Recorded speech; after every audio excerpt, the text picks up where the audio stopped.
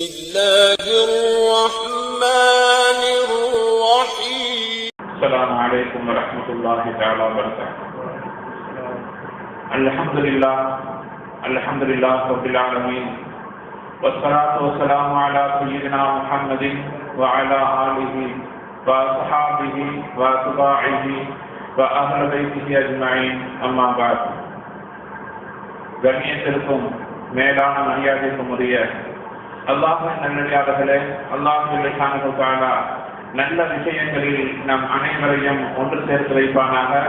வாழும் காலமெல்லாம் லா இலாஹ இல்லல்லாஹ் முஹம்மது ரசூலுல்லாஹ் என்ற கலிமாவோடு வாழ்ந்து கலிமாவோடு மரணிக்கக்கூடிய நல்ல ஒரு பாக்கியத்தை, நல்ல ஒரு நசீபை அல்லாஹ் உங்களுக்கும் எனக்கும் அனைத்து முஸ்லிம்களுக்கும் தந்தருள்வானாக என்று பிரார்த்தனை செய்தவனாக ரபியுல் அவ்வல் மாதத்தினுடைய 12 நாள் தொடர்பையாமல்ல இன்றைக்கு நாம் பேச இருக்கக்கூடிய விஷயம் என்பது தடுமாறும் இளைஞர்களுக்கு நபி ஸல்லல்லாஹு அலைஹி வஸல்லம் அவர்கள் சொல்லித் தந்திருக்கக்கூடிய உபதேசம்.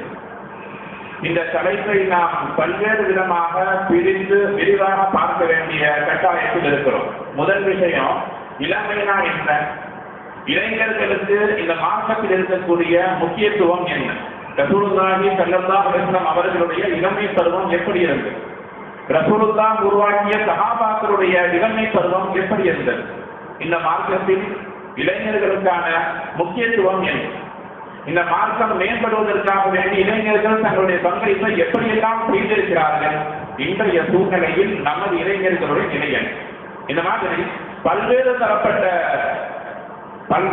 தரப்பட்ட வழியிலிருந்து இந்த தலைப்பில் நாம் அணுக வேண்டிய கட்டாயத்தில் இருக்கிறோம். முதல்ல இளமையா என்ன அப்படின்னு சொல்லி சொன்னால், பொதுவாக ஒரு மனிதனுடைய வாழ்க்கை அமைப்பு என்பது குழந்தை பருவம், இளமை பருவம், முதுமை பருவம் பிரிக்கிறது. பிறந்தது முதல் 20 வயது வரை உள்ள அந்த பருவத்தை குழந்தை பருவத்தோடு சேர்க்கிறார்கள். அதையும் 2 பிரிவாக பிரிக்கப்படுகிறது. 9 வயது வரை அவன் சிறுவன். 9 வயதை தாண்டி 10ற்குள்ள வரும் பொழுது பதில் பருவம், அதாவது இளமையினுடைய முன்னோட்டம். இளமையின் ஆரம்பம் என்பது 20 தொடங்கி 40 வரை செல்லும். 40ற்கு மேலாக இளமையினுடைய முடிவு முதுமையினுடைய ஆரம்பம். 63 வயசு வந்திருக்குன்னா மனிதனுடைய எக்ஸ்பீரியன்ஸ். காரணம், நமக்கு எல்லாமே ரசூலுல்லாஹி ஸல்லல்லாஹு அலைஹி வஸல்லம் அவர்கள் ரசூலுல்லாஹ்வுடைய ஆயுள் தான் இந்த உம்மத்திற்கான ஆயுள். அதற்கு மேல யார் யாரெல்லாம் போனாங்களோ எல்லாருக்கும் போனோம். அல்லாஹ் அவர்களுக்கு கொடுத்திருக்கக்கூடிய போனஸ். இது பருவத்தினுடைய ஒரு தொடர். அடுத்தபடியாக இந்த இளமை பருவம் மார்க்கத்தில் எந்த அளவிற்கு முக்கியமானது, அல்லாஹ் குர்ஆன்ல மனிதனுடைய அந்த படைப்பை பற்றி பேசும் பொழுது என்ன சொல்றான், அல்லாஹுல்லதி கலகக்கும் மின் துஅஃபின், அல்லாஹ் உங்களை பலவீனத்திலிருந்து படைத்திருக்கிறார். அப்ப குழந்தை பருவம் என்பது பலவீனம்.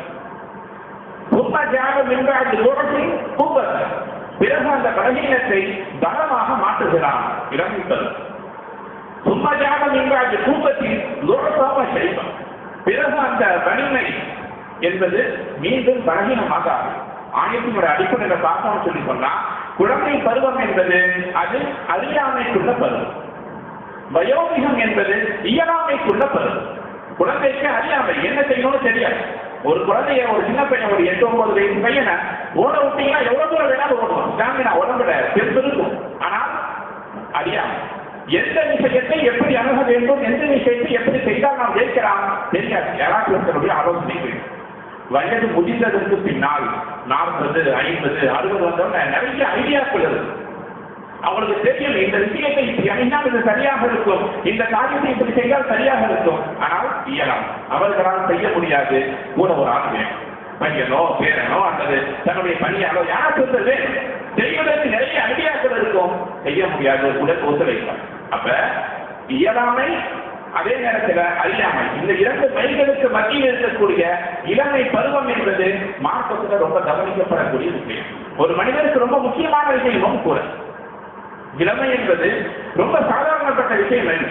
ஆனால் இன்றைக்கு இளைஞர்களுடைய நிலைமை எப்படி இருக்கிறது என்பதை நாம் ரொம்ப கவனமாக பார்க்கலாம். அதற்கு முன்னால் கண்மணி நாயகம் ஸல்லல்லாஹு அலைஹி வஸல்லம் அவர்கள் இளைஞர்களை பற்றி சொல்லித் தரக்கூடிய ஒரு சில ஹதீஸ்.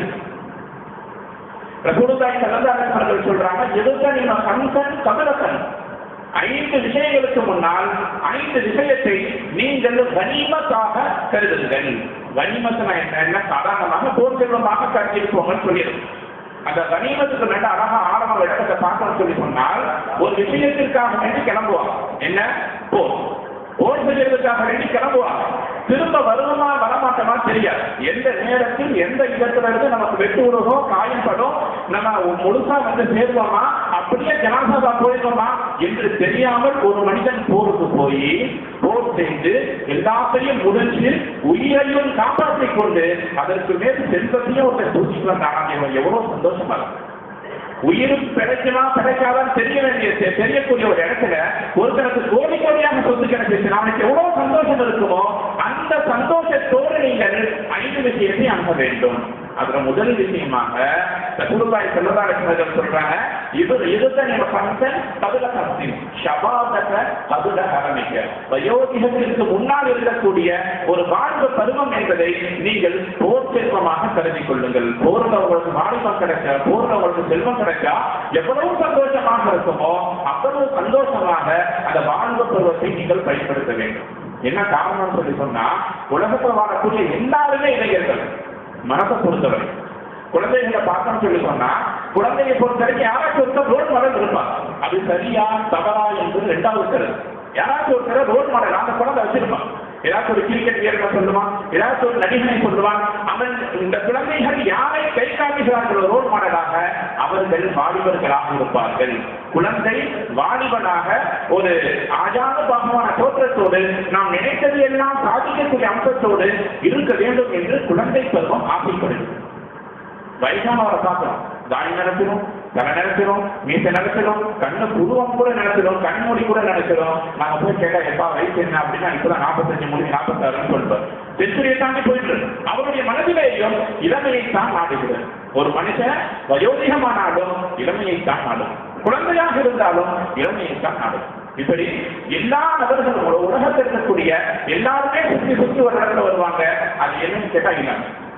அந்த இளைஞர்களை போய் பார்த்தா எங்க இருக்கிறாங்க நம்மளுக்கே தெரியாது. ஏதாவது ஒரு நோக்கத்தோடு, அற்பமான ஒரு நோக்கத்தோடு அவர்கள் தன்னுடைய வாழ்க்கையை கொண்டு செலுத்திக் கொண்டிருப்பார்கள். நாளை மறுமையில ஒரு மனிதனுடைய நிலைமை எப்படி இருக்கும் சொல்லி ரசூலுல்லாஹி ஸல்லல்லாஹு அலைஹி வஸல்லம் சொல்லும் பொழுது, ஒரு மனிதன் ஒரு சில குறிப்பிட்ட விஷயங்களுக்கு பதில் சொல்லாமல் அவனுடைய கால் அந்த இடத்திலிருந்து நகராதுன்னு சொல்றாங்க.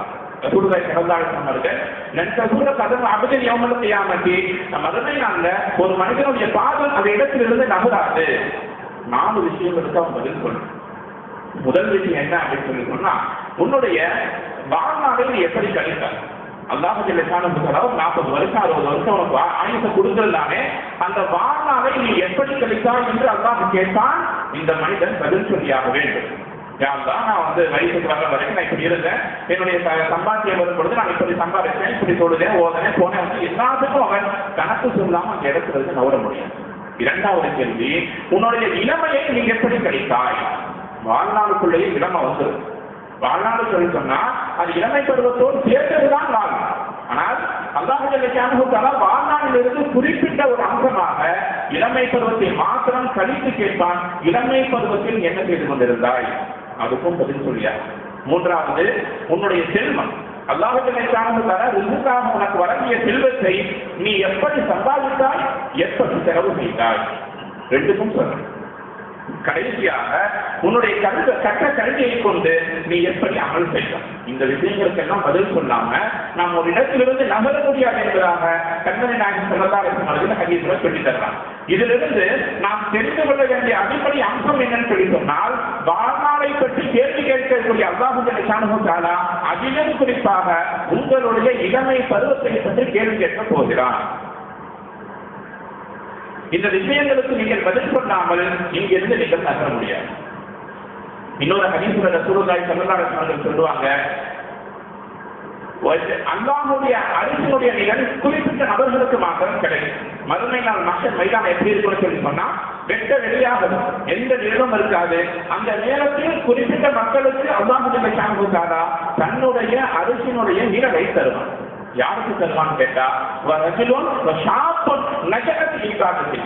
அல்லாஹ்வுடைய வணக்க வழிபாட்டில் தன்னை திளைத்துக் கொண்ட அந்த வாலிபனுக்கு அல்லாஹ் ஜல்ல ஷானஹு தஆலா தன்னுடைய அரிசியினுடைய நிலை தருவான் மறுமை நாள். ஆக இப்படியாக பல்வேறு ஹதீசுகள் இளைஞர்களுடைய இளமையினுடைய முக்கியத்துவத்தை பற்றி நமக்கு மிக தெளிவாக கண்மணி நாயகம் ஸல்லல்லாஹு அலைஹி வஸல்லம் அவர்களால் சொல்லி தரப்பட்டிருக்கிறது. அடுத்த கட்டமாக ரசூலுல்லாஹுடைய இளமை எப்படி இருக்கு, ரசூலுல்லாஹுடைய இளமை பருவம் எப்படி கழிந்தது, எப்படி கழிந்ததுன்னு சொல்லி சொன்னா, ரசூலுல்லாஹி ஸல்லல்லாஹு அலைஹி வஸல்லம் அவர்கள் அவர்களுக்கு நுபுவத்து கொடுக்கப்பட்டு மக்களுக்கு பகிரங்கமாக எடுத்து சொல்ல வேண்டிய கட்டம். நுபுவத்தை நீங்க மக்களுக்கு தெளிவா எடுத்து சொல்லுங்க, பகிரங்கமாக பிரச்சாரம் செய்யுங்கள் என்று அல்லாஹ்வால் உத்தரவு வந்த பொழுது ஜபரீல் அபூ குபைஸ் என்ற மலைக்கு மேல் ஏறி ரசூலுல்லாஹி ஸல்லல்லாஹு அலைஹி வஸல்லம் அவர்கள், நான் அல்லாஹ்வுடைய ரசூலாக இருக்கிறேன், நீங்கள் சிறை வணக்கத்தை விட்டுவிட வேண்டும், அல்லாஹ்வை தான் வணங்க வேண்டும், என்னை நபியாக ஏற்றுக்கொள்ள வேண்டும் என்று சொல்லிட்டு மக்களுக்கு மத்தியில் ஹஜ்ரத் ரசூலுல்லாஹி ஸல்லல்லாஹு அலைஹி வஸல்லம் அவர்கள் தன்னுடைய நுபுவத்தை எடுத்து வைத்த பொழுது மக்கள் கேட்டாங்க, நீங்க நபின்னு சொல்றதுக்கு என்ன ஆதாரம், நபீன் சொல்றீங்க என்ன ஆதாரம் என்று கேட்ட பொழுது அந்த நுபுவத்திற்கு ஆதாரமாக இருந்தது ரசூலுல்லாஹுடைய இளமை பருவம். 40 வயசுல ரசூலுல்லாஹி ஸல்லல்லாஹு அலைஹி வஸல்லம் தன்னை நபின்னு சொல்லி டிக்ளேர் பண்றாங்க. என்ன ஆதாரம் கேட்ட பொழுது, உங்களுக்கு மத்தியில் நான் 40 ஆண்டு காலம் வாழ்ந்திருக்கிறேன், குழந்தையாக, சிறுவனாக, வாலிபனாக 40 வருஷம் ஒன்றல்ல இருந்தல்ல, நேற்று இந்த ஊருக்குள்ள வந்தவனும் கிடையாது, உங்களுக்கு மத்தியில் பிறந்து உங்களுக்கு மத்தியில் 40 ஆண்டு காலம் நான் வாழ்ந்திருக்கிறேன், என்னுடைய வாழ்க்கையில குறையை கண்டிருக்கிறீர்களா கேட்ட பொழுது பொய்யாக கூட யாரும் செய்ய காட்ட முடியல. நீங்கள் அந்த நேரத்தில் அவருக்கு நீங்க திரும்பினீங்க, இவரை ஏமாத்தினீங்க, இவரை அடித்தீர்கள், இவரை ஏசினீர்கள், இவரை பேசினீர்கள், நாராயணத்தை குடிச்சீங்க, போதையில இருந்தீங்க, அந்த பெண்ணோடு பேசினீர்கள், யாரும் கை காட்ட முடியல. அந்த அளவிற்கு பரிசுத்தமான இளமை பருவம் என்பது நுபுவத்திற்கு ஆதாரமாக இருக்கும். ரசூலுல்லாஹுடைய நுபுவத்தின் ஆதாரமே ரசூலுல்லாஹுடைய இளமை பருவம். இன்னைக்கு இருக்கக்கூடிய இளைஞர்களுடைய நிலையை ரசூலோடு நான் ஒப்பிட்டு பார்க்க கடமைப்பட்டிருக்கேன். ஏன்னா ரசூலுடைய நுபுவத்திற்கு நுபுவத்திற்கு பின்னால் உள்ள வாழ்க்கை மாத்திரம் அல்ல, நுபுவத்திற்கு முன்னுள்ள வாழ்க்கையும் இந்த உம்மத்திற்கு படிப்பினை தரக்கூடியதாக, இந்த உம்மத்தால் பின்பற்றப்படக்கூடியதாக இருக்க வேண்டும் என்பது ரசூலுல்லாஹுடைய வாழ்க்கை பருவம் நுபுவத்தின் ஆதாரமாக இருந்தது. ரசூலுல்லாஹி ஸல்லல்லாஹு அலைஹி வஸல்லம் ஒரு சங்கத்தை ஏற்படுத்தி இருந்தார்கள், ஒரு அமைப்பை ஏற்படுத்தி இருந்தார்கள். ஹில்புல் ஃபுதூல்னு அதுக்கு பேர். ஜுபைர் என்று சொல்லக்கூடிய ஒரு மனிதர் ஷாம்ல இருந்து வர்றார், வியாபாரம் செய்யறதுக்காக வேண்டி ஷாம்ல இருந்து வர்றார். வந்து வியாபாரம் செய்யும் பொழுது ஆசிபுனு வாயில் என்று சொல்லப்படுற ஒரு மக்கான பெரிய ரவுடி, யாரும் வந்து பேச முடியாது. என்ன செய்யறாங்க, ஜுபைர் இருந்து பொருள் எல்லாம் வாங்கிட்டு காசு கொடுக்க முடியாது, போன் திரும்ப அனுப்பியது. வாங்கின பொருளுக்கு காசு கொடுக்க முடியாது, என்ன வேணுமோ பார்த்துக்க, யார் வேணுமோ கூட்டு வந்து அபகரித்துக் கொண்டார். ஜுபைரனுடைய அந்த பொருளை அபகரித்துக் கொண்டார்கள். கண்மணி நாயகம் ஸல்லல்லாஹு அலைஹி வஸல்லம் அவர்கள் வாலிபராக இருக்கக்கூடிய அந்த சமயத்தில் அவர் யார் யாரும் என்னமோ போய் கேட்கிறான். ஜுபைர் அவர்கள் யார் யார்கிட்ட போய் கேட்கிறான், இந்த மாதிரி எங்களுக்கு பொருளை பகிர்ந்துக்கிட்டாங்க, வாங்குறேன், வாங்கி கொடுங்களேன், ஏதாச்சும் யார் அபகரிச்சா என்ன செய்தி ஆட்சி பண்ணுவோம் வா என்பவர் அவர்கிட்ட போய் மக்கள் பேசணும். அவருக்கு பேச முடியாது, நம்ம செட் ஆகாதுன்னு சொல்லி எல்லோரும் திரும்பி பின்னாடி போறாங்க. கடைசியாக மறுநாள் காலையில ஜபரீல் அபூ குபைஸ் மலைக்கு மேல ஏறி நின்று அவர் ஒரு சில விஷயங்களை பேசிவிட்டு சொல்றார், எனக்கு யாராச்சும் உதவி செய்யறதுக்கு ஆள் இருக்குதா இல்லையான்னு கேட்கும் பொழுது ரசூலுல்லாஹி ஸல்லல்லாஹு அலைஹி வஸல்லம் சொல்றாங்க, சொல்லுப்பா என்ன செய்தி. இந்த மாதிரி எடுத்து பொருளை பகிர்ந்து கொண்டார். அந்த மனிதரை கையோடு கூட்டிக்கிட்டு ரசூலுல்லாஹி ஸல்லல்லாஹு அலைஹி வஸல்லம் நேரா அவங்க வீட்டை போய் கதவு தட்டுறாங்க. கதவு தட்டுறாங்க, கதவு திறக்கப்படுகிறது. ஆசிபுன் ரபியா நிற்கிறார், ஆசிபுன் வாயில் அந்த கதவு கதவு நிற்கிறார். என்ன விஷயம்? ரசூலுல்லாஹ் சொல்றாங்க, இவரிடத்தில் நீ வாங்கிய அந்த பொருளுக்கு பகரத்தை கொடு, அப்படிங்காட்ட அந்த வியாபார பொருள் திருப்பி கொடு. கேட்ட மாத்திரத்தில் அப்படியே கொண்டு வந்து திரும்ப குறையும். இந்த மாதிரி பல்வேறு சேவைகளை கண்மணி நாயகம் ஸல்லல்லாஹு அலைஹி வஸல்லம் அவர்கள் இளமை பருவத்தில் செய்து கொண்டிருந்தார்கள். நபிதான ஒழுக்கமாக இருந்திருக்கலாம், அதுல என்ன தப்பு என்று கேட்டால் இன்றைக்கு உள்ள சூழ்நிலை போல கிடையாது. யாரும் யாரையும் கேள்வி கேட்க முடியாது, யார் நினைத்தாலும் யாருடைய பொருளையும் அபகரிக்கலாம், எந்த பெண்ணைக்கு வேண்டுமானாலும் இழுத்து கொண்டு போகலாம், எந்த மிருகத்தை வேண்டுமானாலும் அதற்கு சாப்பிடலாம். அந்த மாதிரி இருக்கக்கூடிய சூழ்நிலையில பரிசுத்தமாக வாழ்ந்தவர் கண்மணி நாயகம் ஸல்லல்லாஹு அலைஹி வஸல்லம் அவர்கள். தன்னுடைய இளமை பருவத்தை பரிசுத்தமாக அமைத்துக் கொண்டவர்கள் கண்மணி நாயகம் ஸல்லல்லாஹு அலைஹி வஸல்லம் அவர்கள். இஸ்லாத்தினுடைய ஆரம்ப காலகட்டத்தில் இஸ்லாத்திற்கு தோல் கொடுத்தவர்கள் சஹாபாக்கள். அந்த சஹாபாக்கள் 99% நபர்கள் வாலிபர்களாகத்தான் இருந்தார்கள். இந்த இஸ்லாம் நம்ம கடினாக்கள்ல மற்றவர்கள் எல்லாம் கேள்விப்படுவோம். புனியன் இஸ்லாமோட அகம்சி 5 தூண்களுக்கு மேல் இந்த மார்க்கம் அமைக்கப்பட்டு இருக்கிறது. அது வேறு விதமாக சொன்னோம்னா இளமை பருவத்தின் மீது இந்த மார்க்கம் கட்டமைக்கப்பட்டது. ஒரு பட்டியலை நம்ம பார்க்கிறோம். அதற்கு அபூபக்கர் சித்திக் ரலியல்லாஹு தஆலா அன்ஹு இஸ்லாத்தை ஏற்றுக்கொண்ட பொழுது 37 வயசு. முழுமையான ஒரு வாழ்க்கை பருவம். சஅத் இப்னு அபீ வக்காஸ் 17 வயசு. அதற்கு அலி ரலியல்லாஹு தஆலா அன்ஹு அவர்கள் 11 வயசு. ஜுபைர் ரலியல்லாஹு 17 வயசு. உமர் இப்னு கத்தாப் ரலியல்லாஹு தஆலா அன்ஹு அவர்கள் 26 வயசு. ஹஜ்ரத் அப்துல்லாஹ் இப்னு மஸ்ஊத் ரலியல்லாஹு தஆலா அன்ஹு 14 வயசு. அபூ உபைதுல் ஜர்ராஹ் 27 வயசு. இந்த மாதிரி ஆரம்ப காலகட்டங்களிலே இஸ்லாமை வேறிலிருந்து தாக்கி பிடித்து தூக்கி நிறுத்தியவர்கள் வாலிபர்கள். அந்த மாதிரி அடிப்படை இஸ்லாத்தினுடைய அடிப்படை என்பது வாலிபத்தின் மீதுதான் கட்டமைக்கப்பட்டது. கவனத்தில் கொள்ள வேண்டும். அதற்கு இப்னு உமைர் ரலியல்லாஹு தஆலா அவர்கள் கூட உஹது போரில் ஷஹீதாகும் பொழுது 30 வயது. இந்த மாதிரி இஸ்லாம் வாலிபத்தோடு ரொம்ப நெருக்கமாக இருந்து பழகி உயர்ந்து இந்த உலகத்தில் வேறொன்று நிற்கிறது. அதற்கு அடிப்படையே இளமை. அப்ப முதுமைக்கு இங்க வேலை இல்லையா, வயசாயிட்டா மார்க்கத்தை இடம் இல்லையா, அன்படிக்கையான்னு கேட்டா அப்படி அல்ல விஷயம் என்பது.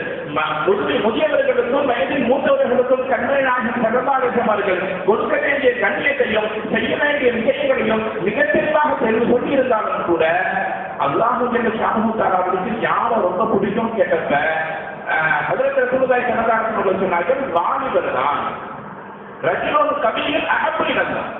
இந்த அல்-முக்மினுல் கபீர் அஹப்பு இலல்லாஹ், சக்தி வாய்ந்த ஒரு முஃமின் அல்லாஹ்வுக்கு ரொம்ப நெருக்கம்னு சொல்லி ரசூலுல்லாஹ் அறிவித்து சொல்றாங்க. இந்த விஷயத்தை இருக்கு. ஹஜ்ரத் அல்லாமா முல்லா ரஹ்மத்துல்லாஹி அலைஹி அவர்கள் விளக்கம் சொல்லும்போது என்ன சொல்லுவாங்கன்னா, ஷாபுல் கபீர், என்ன வேண்டுமானாலும் செய்யலாம் என்ற துடிப்போடும் தேகத்தோடும் ஆற்றலோடும் அறிவோடும் இருக்கக்கூடிய அந்த வாலிபன் அல்லாஹ்விற்கு நெருக்கமானவன். இந்த ஹதீஸுடைய விளக்கம் இதுதான்.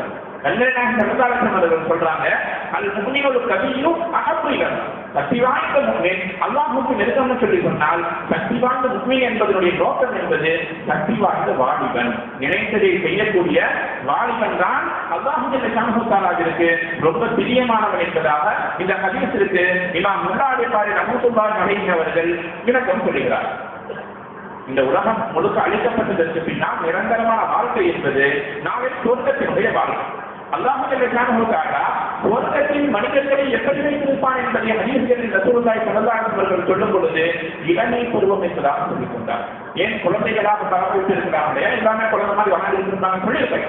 ஆனால் சொர்க்கத்தில் நிரந்தரமாக இருக்கக்கூடிய ஒரு பருவம் என்பது இளமை பருவம். குழந்தை பருவமும் முடிஞ்சு, வயோதிகமும் முடிஞ்சது. ஆனால் இந்த உலகத்தில் அழியாமல் இருக்கக்கூடிய ஒரு பருவம் என்பது இளமை பருவம் என்பதாக கண்மணிநாயகம் ஸல்லல்லாஹு அலைஹி வஸல்லம் அவர்கள் ஹதீஸ்களில் சொல்லி தந்திருக்கிறார். ஹஜ்ரத் உஸாமா இப்னு ஸைத் ரலியல்லாஹு தஆலா அன்ஹு அவர்களை பற்றி நாம் கொஞ்சம் யோசித்து பார்க்க வேண்டும். கண்மணிநாயகம் ஸல்லல்லாஹு அலைஹி வஸல்லம் அவர்களால் அடையாளம் காட்டப்பட்ட ஒரு வாலிபர். அவர்கள் சாதாரண சிந்தனை கிட்டத்தட்ட ஒரு 17 to 20 வயசுக்குள்ள இருக்கும். ஒரு பெரும் போருக்கு தளபதியாக ரசூலுல்லாஹி ஸல்லல்லாஹு அலைஹி வஸல்லம் நியமிக்கப்படுகிறார். போர் அறிவிப்பு செய்யப்படுகிறது. பெரும் சஹாபாக்கள் உமர் ரலியல்லாஹு அன்ஹு, அபூபக்கர் சித்திக் ரலியல்லாஹு போன்ற பெரும் சஹாபாக்கள் எல்லாம் இருக்கும் பொழுது ஹஜ்ரத் உஸாமா இப்னு ஸைத் ரலியல்லாஹு தஆலா அவர்களை ரசூலுல்லாஹி ஸல்லல்லாஹு அலைஹி வஸல்லம் அவர்கள் படை தளபதியாக நியமித்திருக்கிறார்கள். படை தளபதியாக 17-20 வயசுள்ள ஒரு வாலிபர் நியமிக்கப்படுகிறார். சஹாபாக்களுக்கு மத்தியில கொஞ்சம் கலகலப்பு ஏற்படும். இந்த பையனா இருக்கிறாரு, இவங்களை போய் இருக்கிறாங்க, பெரியவங்க இருக்கிறாங்க இல்லையா, அவங்களுக்கு கொடுக்குறாங்க இல்லையா என்று பேசப்பட்ட பொழுது ரசூலுல்லாஹி ஸல்லல்லாஹு அலைஹி வஸல்லம் சொன்னாங்க, அஹத்து அவர் ரொம்ப தகுதியானவர் இந்த பதவி, இந்த பதவிக்கு அவர் ரொம்ப தகுதியானவர் என்று ஒரு சிறுவரை ஒரு வாலிபரை கண்மணிநாயகம் ஸல்லல்லாஹு அலைஹி வஸல்லம் அவர்கள் அடையாளம் காட்டினார்கள். மேலும் ரசூலுல்லாஹ் சொன்னாங்களாம், அவர் எனக்கு ரொம்ப பிடித்தமானவர், அவர் எனக்கு பிரியமானவர், எனக்கு பிடித்தமானவர் என்று சொன்னார்கள். அதற்கு பின்னால் உஸாமா இப்னு ஸைத் ரலியல்லாஹு தஆலா அவர்களுடைய பெயரே ஹிப்புர் ரசூல், ரசூலுடைய நேசர், பிரியர், காதலர் என்பதாக மாறிப்போனதாக ஹதீஸ்களில் நாம் பார்க்கிறோம். இதே மாதிரி நிறைய சஹாபாக்கள் வாலிபர்களுடைய வரலாறு நமக்கு சொல்லி தரப்பட்டது.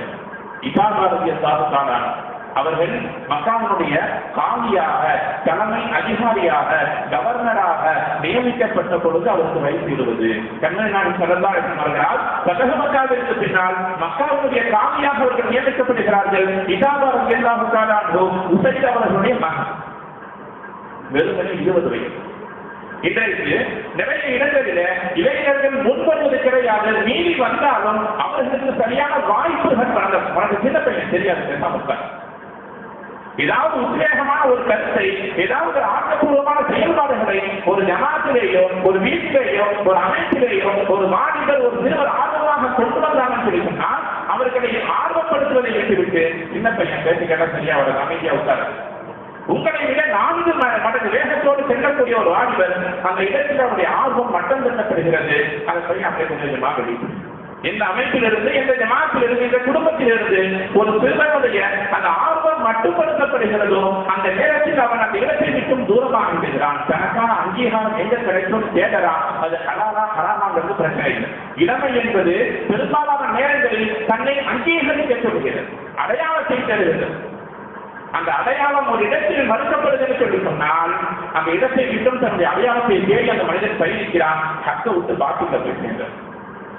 ஏன் கொள்கையால் வேறுபாடு, ஏன் அந்த மாதிரி தவறான கொள்கைகள் ரொம்ப வேகமாக வளர்ந்துச்சுன்னு சொல்லி சொன்னால் இளைஞர்களை அவர்கள் ரொம்ப வேகமாக கவர்ந்தார்கள், இளைஞர்களுக்கு முக்கியத்துவம் கொடுத்தார்கள். சரியத்தை விட்டும் அந்த பணியை வெளிப்படும். அந்த இளைஞருக்கு தேவை அங்கீகாரமே தவிர சரியத்து கிடையாது. இதை நாம் ரொம்ப சரியாக விளக்கும். எனவே எந்தெந்த இடங்களில் எல்லாம் இளைஞர்களுக்கு வாய்ப்பு கொடுப்பதற்கு சூழ்நிலைகள் ஏற்படுகிறதோ தயக்கம் காட்டாமல் இளைஞர்களை முன்னிறுத்த வேண்டும். போர்படை தளபதிகளாக, ஒரு நாட்டினுடைய கவர்னர்களாக ரசூலுல்லாஹால் முன்மொழியப்பட்டவர்கள் அனைவருமே ஒரு வாலிபர்களாகத்தான் இருந்தார்கள். இதுதான் சரியத்தை நமக்கு சொல்லித் தரக்கூடிய அழகான படிப்பு. இதே மாதிரி ஹஜ்ரத் ரசூலுல்லாஹி ஸல்லல்லாஹு அலைஹி வஸல்லம் வரலாற்றில் ரொம்ப முக்கியமான ஒரு பருவம் என்பது ஹிஜ்ரத். நமக்கெல்லாம் ஹிஜ்ரத்தினுடைய வரலாறு முழுக்க தெரியும். என்னப்பா ஹிஜ்ரத்னா என்ன என்று கேட்டால் எல்லாருமே கண்ண முடித்து கொள்ளும். மக்காவில ரசூலுல்லாஹி ஸல்லல்லாஹு அலைஹி வஸல்லம் அவர்களுக்கு தொல்லை ரொம்ப ஜாஸ்தியா இருந்துச்சு. அவங்க சிந்திக்கிறது எல்லாம் கூட கலந்துக்கிட்டாங்க. அனுமதிக்காக காத்திருந்தார்கள். அல்லாஹ் அனுமதி கொடுத்தா ரசூலுல்லாஹ் கிளம்பினாங்க. ரசூலுல்லாஹ் மக்காவில இருந்து கிளம்பினாங்க, மதீனாவுக்கு போனாங்க. மதீனாவின் மக்கள் எல்லாம் அவர்களை தலஹன் பத்ரு அலினாவின் கனியத்தின் விழா என்று பாடி வரவேற்றார்கள். இதுதான் ஹிஜ்ரத்தினுடைய வரலாறு. இப்படித்தான் நமக்கு தெரியும். இந்த ஹிஜ்ரத்தை நாம் வேறு விதமாக கவனிக்கணும். படைப்பின் அடிப்படையில் பார்த்தோம் சொல்லி சொன்னா இந்த ஹிஜ்ரத்தினுடைய வரலாறு எந்த ஆரம்பிக்குது, மதீனா எப்படி தயாராகும் நமக்கு எல்லாம் தெரியும். ரசூலுல்லாஹ் மதீனாவுக்கு போன பொழுது பெருங்கொண்ட கூட்டத்தினர்கள் கிட்டத்தட்ட ஊருக்கு வெளியே நின்று, மதீனாவில் இருக்கக்கூடிய எல்லாருமே மதீனாவிற்கு வெளியே நின்று ரசூலுல்லாஹை வரவேற்றார்கள். ரசூலுல்லாஹ் உள்ள போறாங்க. அப்பதான் முதலாக போறாங்க. ரசூலுல்லாஹ் முதல் முறையாக போகும் பொழுது அந்த மக்கள் ஈமானோட காத்திருக்கிறாங்கன்னு சொல்லி சொன்னா அந்த வேலையை செய்தது யார்? ரசூலுல்லாஹ் மதீனாவுக்கு போகணும். முதலாக ஹிஜ்ரத்தின் பொழுதுதான் ரசூலுல்லாஹி ஸல்லல்லாஹு அலைஹி வஸல்லம் அவர்கள் மக்காவிலிருந்து மதீனாவுக்குள்ள போறாங்க. போகும் பொழுது ஈமானோடு மதீனா காத்திருக்கிறது. யார் செய்த வேலை? யோசிச்சு பார்க்கணுமா? ஹஜ்ஜுக்காக வேண்டி 12 நபர்கள், ஹிஜ்ரத்திற்கு முன்னால் 12 நபர்கள் அடங்கிய குழு மதீனாவிலிருந்து மக்காவுக்கு வந்தாங்க. ஹஜ் செய்வதற்காக வேண்டி வந்தாங்க. இஸ்லாத்தினுடைய ஆரம்ப காலகட்டம், நுபுவத்துடைய ஆரம்ப காலகட்டம் ஹிஜ்ரத்திற்கு முன்னால் 12 பேர் வர்றாங்க. ரசூலுல்லாஹோடு பேசுறாங்க, பழகுறாங்க. ரசூலுல்லாஹுடைய அந்த கொள்கைகளால் ஈர்க்கப்படுகிறார்கள். அவர்கள் 12 பேரும் இஸ்லாத்தை ஏற்றுக்கொண்டார்கள். ஏற்றுக்கிட்டு மக்காவில இருந்து மதீனாவுக்கு திரும்ப போகும் பொழுது ஒரு ஒப்பந்தம் செய்து கொள்கிறார். நாங்கள் எங்க ஊர்ல போய் இஸ்லாத்தை ஈமானை எடுத்துக் கொள்கிறோம். அக்கபத்தை ஊரான்னு சொல்லுவாங்க. அக்கபத்தை ஊரா இதற்கு முன்னால் உள்ள ஒரு காலகட்டம்.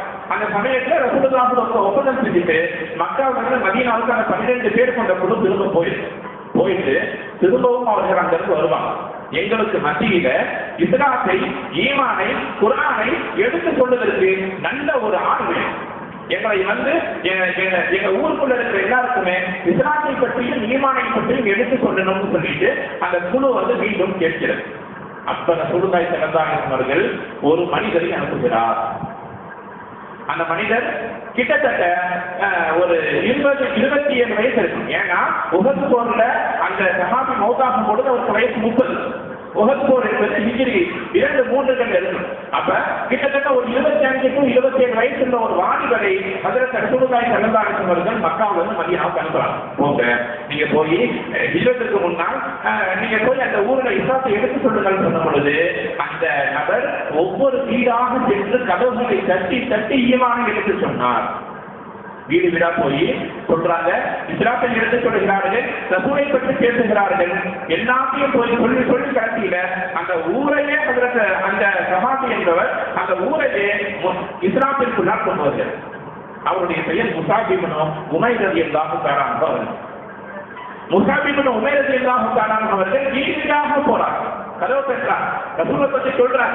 ரசூலுல்லாஹ் ஹிஜ்ரத் செய்து மதீனாவிற்கு வரும் பொழுது ஒட்டுமொத்த மதீனாவையே இஸ்லாத்தின் கீழ் கொண்டு வந்து ஊருக்கு வெளியே நிறுத்தி வச்சிருந்தாங்கன்னு சொல்லி சொன்னால் அந்த தனிநபர்களுடைய சேவை எப்படிப்பட்டதாகும். இன்னைக்கு நம்ம ஹிஜ்ரத்தின் அடிப்படையில தான் இஸ்லாத்தினுடைய வருடத்தையே நாம் அமைத்துக் கொண்டிருக்கிறோம். ஈமானோடு சந்தோஷமாக இந்த உலகத்தில் இருக்கிறோம்னு சொல்லி சொன்னா அதுக்கு ஹிஜ்ரத். ஹிஜ்ரத்திற்கு பின்னால் இஸ்லாத்தினுடைய வளர்ச்சி வேகம் ரொம்ப அருமையாக ரொம்ப வேகமாக சென்றது. அந்த எல்லா வேகத்திற்கும் இன்றைக்கு வரைக்கும் நாம் ஈமானோடு இருக்கிறோம்னு சொல்லி சொன்னால் அந்த 25-27 வயது நபருடைய அந்த சேவை தான் அடிப்படையாக இருந்தது. முஸாப் இப்னு உமைர் ரலியல்லாஹு தஆலா அவர்கள் அருமையான ஒரு வாலிபர். எந்த அளவிற்கு அவர் எப்படி ஈமான் கொண்டார் என்ற ஒரு வரலாற்றையும் நான் தெரிந்து கொள்ள கடமைப்பட்டிருக்கிறேன். முஸாப் இப்னு உமைர் ரலியல்லாஹு தஆலா அவர்கள் ஈமானுடைய அவர்கள் திருபிராயத்தில் இருக்கும் பொழுது ரொம்ப பணக்காரர், ரொம்ப பெரிய செல்வந்தர். அந்த காலகட்டத்திலேயே எப்படி வாழ்ந்தார்னா காலையில ஒரு ட்ரெஸ், சாயந்தரம் ஒரு ட்ரெஸ். அவர் முன்னாடி கட்டில நிறைய உணவுகள்லாம் வச்சு சாப்பிட்டு இருப்பாங்க. சாப்பிட எல்லாத்தையும் எடுத்து வச்சுட்டு வேற ஒரு வகை உணவு கொண்டு வைக்கப்படும், திரும்பவும் சாப்பிடும். காசை பற்றி கவலை இல்லை, கண்ணியை பற்றி எல்லா விதத்திலேயும் தன்னிறைவான ஆரோக்கியமான ஒரு மனிதராக ஒரு வாலிபராக இருந்தவர் முஸாப் இப்னு உமைர் ரலியல்லாஹு தஆலா அவர்கள். ரசூலுல்லாஹி கொள்கிறார், தானாக தேவை வந்து இஸ்லாத்திற்குள்ளால் தன்னை இணைத்துக் கொள்கிறார்.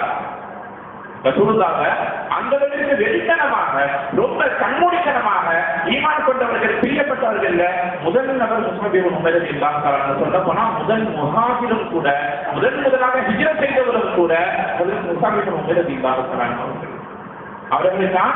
அதுக்கு ரசூலுல்லாஹி ஸல்லல்லாஹு அலைஹி வஸல்லம் அபிஸினியாவுக்கு அனுப்புனாங்க. அதற்கு பின்னால் அங்கிருந்து வந்ததற்கு பின்னாடி மதீனாவுக்கும் அனுப்புனாங்க. அதற்கு பின்னால் தான் அங்கே வரும்பொழுது இஸ்லாம் தயாராக இருக்க வேண்டும் என்பதற்காக வேண்டி ரசூலுல்லாஹ் தேர்வு செய்த தாயி அழைப்பாளர் 25-27 வயது மதிக்கத்தக்க ஒரு வாலிபராகத்தான் இருந்தார். பிற்காலத்தில் அவர் இஸ்லாத்திற்காக வேண்டி எந்த அளவிற்கு தான் தியாகம் செய்தார் என்பதை நாம் தெரிந்து கொள்ள வேண்டும். ஒரு தடவை ரசூலுல்லாஹி ஸல்லல்லாஹு அலைஹி அவர்களோடு அந்த ரசூலுல்லாஹி ஸல்லல்லாஹு அலைஹி வஸல்லம் சஹாபாக்களோடு அமர்ந்திருக்கிறார். மதீனாவில் பள்ளிவாசல் உட்கார்ந்து இருக்கிறாங்க. முஸாப் இப்னு உமைர் ரலியல்லாஹு தஆலா வராங்க. கிழிந்த ஆடை, அழுக்கான ஆடை, கிழிந்த ஆடை, அவங்க ஆடைக்கு மத்தியில ஒட்டு போடப்பட்டிருக்கிறது. கண்ணங்கள் எல்லாம் ஒட்டி போயிருக்கு, ரொம்ப பாவமா இருக்குது பார்க்க. அதற்கு ரசூலுல்லாஹி ஸல்லல்லாஹு அலைஹி அவர்கள் சொன்னாங்களா, இந்த மனிதர் எப்படி இருந்தவர் தெரியும், இஸ்லாத்திற்காக எப்படி உயிரை கொடுத்திருக்கிறார் தெரியுமா, எப்படி தன்னுடைய செல்வத்தை செலவு செய்திருக்கிறார், எதையெல்லாம் தியாகம் செய்திருக்கிறார் தெரியுமா என்று சஹாபாக்கள் ரொம்ப புகழ்ந்து பேசினார். அந்த முஸாப் இப்னு உமைர் ரலியல்லாஹு தஆலா அவர்களுடைய முடிவு எப்படி இருந்தது என்பதையும் நாம் தெரிஞ்சுக்கிறோம். ஏன்னா அவர் வயோதிகம் அடைந்து எல்லாத்தையும் முடிச்சுட்டு அமைதியான முறையில் வஃபாத்தானவர் கிடையாது. அவருடைய மரணம் எப்படி இருந்தது, உஹத் போர்ல போய் சண்டை போடுறாங்க. உஹத் போரில் ஹஜ்ரத் முஸாப் இப்னு உமைர் ரலியல்லாஹு தஆலா அவர்கள் கொல்லப்பட்டார்கள். எல்லாருக்கும் தெரியும் ரசூலுல்லாஹ் கொல்லப்பட்டதாக ஒரு வதந்தி பரவியது. உஹத் போர்ல ரசூலுல்லாஹ் கொல்லப்பட்டாங்க அப்படிங்கிற ஒரு வதந்தி மக்களுக்கு மத்தியில பரவியது. காரணம் யாருன்னா முஸாப் இப்னு உமைர் ரலியல்லாஹு தஆலா அவர்கள். அவர் பார்ப்பதற்கு ரசூலை மாதிரி இருப்பார், உருவ அமைப்பு கூட ரசூலை போன்றுதான் இருக்கும். அதன் காரணமாகத்தான் ரசூலுல்லாஹ் கொல்லப்பட்டார்கள் என்ற செய்தி கூட மக்களுக்கு மத்தியில் பரவியது. முஸாப் இப்னு உமைர் கடைசியாக கொல்லப்படும் பொழுது சொன்ன வார்த்தை என்பது வமா முஹம்மதுன் இல்லா ரசூல் கத் ஸலத மின் கப்லிஹி ரசூல். ரசூலுல்லாஹி ஸல்லல்லாஹு அலைஹி வஸல்லம் அவர்கள் நிச்சயமாக நபிதான், அதில் சந்தேகமே கிடையாது. இதற்கு முன்னால் நிறைய நபிமார்கள் நம்மை விட்டு கடந்து சென்றிருக்கிறார்கள் என்ற வார்த்தையை சொல்லிவிட்டு ஹஜ்ரத் முஸாப் இப்னு உமைர் ரலியல்லாஹு தஆலா அவர்கள் உயிரை விட்டார்கள். அந்த வாலிபர் தன்னுடைய அருமையான வாலிபர் காலகட்டத்தில் இஸ்லாத்திற்காக வேண்டி தான் கொண்ட கொள்கைக்காக வேண்டி உயிரை மாற்றிக் கொள்கிறார் என்று சொன்னால், தன்னுடைய செல்வத்தை அவர் குறைக்கிறார் என்று சொன்னால், அவருடைய மனத்தின் ஈமான் எந்த அளவிற்கு ஆழமாக போய் உட்கார்ந்து இருக்குதுங்கிறத நாம் யோசிக்கணும். எந்த அளவிற்கு ஆழமாக அவருடைய மனதில் போய் ஈமான் உட்கார்ந்து இருக்கிறது. எந்த அளவிற்கு அவருக்கு மனசுல அடிமனத்தில் அவர் பதிவு சொன்னா அந்த இஸ்லாத்திற்காக வேண்டி உயிரை கொடுப்பதற்கு கூட அவர் துணித்திருப்பார் என்பதை நாம் யோசித்து பார்க்க வேண்டும். நம்முடைய ஜோப்புல இருந்து 10 ரூபா இருக்கும், 100 ரூபா இருக்கும், பள்ளிவாசலுக்காக ஏதாச்சும் தேவையை கேட்கும் பொழுது 100 தாண்டி 10 எப்படி வெளியே வந்து விழுகிறது? அப்பனா அந்த 10 100 எந்த அளவுக்கு நமக்கு முக்கியத்துவமா, 100 எப்படி அந்த காசு நமக்கு முக்கியமா இருக்குது என்பதையும் நாம் யோசிச்சு பார்க்கணும். நம்முடைய ஜோப்புல இருக்கக்கூடிய பணத்தை கொடுக்கும் பொழுது கூட நாம் யோசிக்கிறோம். இளமையில் சஹாபாக்கள் உயிரை ரொம்ப சாதாரணமாக கொடுத்துட்டு போனான். 13 வயசு கொண்ட ஒரு சஹாபியினுடைய ஒரு வரலாறு. வெறுமே 13 வயசு. நமக்கு மத்தியில் 8வது படிக்கிற ஒரு பையனுடைய வயசு கேட்டா 13 வயசு. 8வது படிக்கிறான். நாம மக்தபுக்கு அனுப்புறதுக்கு யோசிக்கிறோம். காலையில 7 மணிக்கு 6 மணிக்கு மக்தபு ஐயத்து உட்கார்ந்து இருக்காங்கன்னு சொல்லி சொன்னா பையன் வரல, என்ன 4 மணிக்கு பையன் அனுப்புவேன்னு சொல்லி சொன்னா ஸ்கூல் இருக்குது, வேலை இருக்குது, பையன் தூங்கிட்டு இருக்கிறான், இனிமேல் தான் ரெடியாகி ஸ்கூலுக்கு போகணும் வரும். நாம் மக்தபிற்கு அனுபவத்திற்கு கூட யோசித்துக் கொண்டிருக்கிறோம். 13 வயசு வாலிபர் செய்த வேலை தெரியும். பதில் போர்ல ஹஜ்ரத் சஅத் இப்னு அபீ வக்காஸினுடைய சகோதரர், ஹஜ்ரத் சஅத் இப்னு அபீ வக்காஸினுடைய சகோதரர் உமைர் இப்னு அபீ வக்காஸ் அவர்கள் பதில் போர் எல்லாம் தயாரா இருக்கிறாங்க. ஆனா பதில் போரின் பொழுது அந்த மக்களுடைய நிலை என்பது போர் செய்யறதுக்காக வேண்டி போருக்காக வேண்டி போகல, ஆனால் போருடைய சூழ்நிலை ஏற்பட்டு விட்டது. உமைர் இப்னு அபீ வக்காஸ் சரியா 13 வயசு. அவர் எல்லாத்துக்கும் பின்னாடி போய் ஒளிஞ்சுக்கிட்டார். ஒவ்வொருத்தரையா ரசூலுல்லா கூப்பிட்டு பாக்குறாங்க, நீங்க போட்டிய போலாம், நீங்க வரலாம்னு சொல்லிட்டு போருக்காக வேண்டி ஆதரித்துக் கொண்டிருக்கிறார்கள். ரசூலுல்லா உமைர் இப்னு அபீ வக்காஸ் போய் ஒளிஞ்சுக்கிட்டார். என்ன காரணம்? நான் முன்னாடி வந்தா நம்மளை பார்த்து ரசூலுல்லா நீ போய் போர் செய்யி, நீ போய் மௌதா போய் சொல்லிடுவாங்க, நம்ம உயிரை நாம் பாதுகாத்துக் கொள்ள வேண்டும் சொல்லிட்டு உமைர் ரலியல்லாஹு போய் ஒளி உமைர் ரலியல்லாஹு பின்னாடி ஒளிஞ்சுக்கிறாங்க. அவருடைய சகோதரர் சஅத் இப்னு அபீ வக்காஸ் அவர்கள் போய் கேட்டாங்க, என்னப்பா தம்பி நீங்க போய் பின்னாடி ஒளிஞ்சுக்கிட்டீங்க, என்ன விஷயம் அப்படின்னு. ரசூலுல்லா என்னை பார்த்து விடுவார்கள் என்று நான் பயப்படுகிறேன். காரணம் பார்த்தாங்கன்னு சொல்லி சொன்னா என்ன போர் செய்ய வேணாம், வெளியே அனுப்பிடுவாங்க. அவருடைய ஆசை நான் பிரியப்படுவதென்னால் அல்லாஹ்விற்காக வேண்டி போர் செய்து என்னுடைய உயிரை மார்க்கத்திற்காக வேண்டி கொடுக்கணுங்கிறது தான் என்னுடைய ஆசை. ரசூலுல்லாஹ் என்ன வெளியே அனுப்பிடுவாங்கன்னு பயப்படுறேன்னு சொல்லி 13 வயசு வாலிபர், 13 வயது சிறுவர் மார்க்கத்திற்காக வேண்டி உயிரை வலுக்கட்டாயமாக கொண்டு வந்து கொடுங்க. எல்லாருக்கும் பின்னாடி போய் ஒழிச்சுக்கிறார். யாரு? உமைர் ரலியல்லாஹு தஆலா அவர் ரசூலுல்லாஹ் எல்லாம் தாண்டி கொஞ்சமா வரும் பொழுது ரசூலுல்லாஹ் பார்க்க சின்ன பையனா இருக்கிறீங்க, நீங்க போயிருங்க. அடுத்த போரில் கலந்து கொள்ளலாம், நீங்க ரொம்ப சின்ன பையனா இருக்கிறீங்க வேணாம் சொல்லி மறுத்த பொழுது அழுது அகப்பிடித்து ரொம்பவும் போராடி போருக்குள்ளான உமைர் ரலியல்லாஹு தஆலா அவர்கள் வர்றாங்க. எந்த அளவிற்கு அவர்கள் மடலையாக இருந்தார்கள் தெரிஞ்சுக்கணும். அவங்க ஒரு பெரிய போர் செய்யக்கூடிய பின்புலத்திலிருந்து வந்தவர் கிடையாது. ரொம்ப சின்ன பையன், விளையாட்டு பையன். எந்த அளவிற்கு சொல்லி சொன்னா சஅத் இப்னு அபீ வக்காஸ் அவர்கள் பிற்காலத்தில் ஹதீஸில் சொல்லும் பொழுது சொல்லுவார்கள், என்னுடைய சகோதரருக்கு ஆயுதங்களை பயன்படுத்தி எப்படி உரையிலிருந்து வாழ உருவணும் தெரியாது, எப்படி வாழ உருவணும் கூட தெரியாது. ஆனால் போர் செய்ய வந்திருக்கிறார், ஷஹீதாகுவதற்காக வேண்டிய வந்திருக்கிறார்.